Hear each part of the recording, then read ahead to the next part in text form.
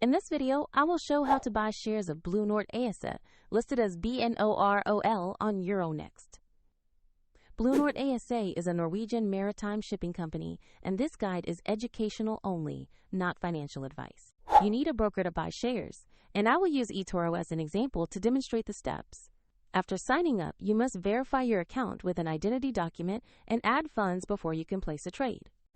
Use the platform's search bar and type the ticker BNOR.OL to find Bluenord ASA. Locate the listing that matches Euronext and confirm the BNOR.OL ticker. Open the asset page to read basic company information and view the price chart. Make sure the company description and the BNOR.OL ticker match the stock you intend to buy. Click Buy or Trade to start an order and choose the amount you want to invest. Review the order details and any fees, then confirm the purchase. If the market is closed, your order may be queued and executed when it reopens. If you do not have enough funds, the platform will prompt you to add money before confirming. Your new position will appear in your portfolio, where you can monitor it.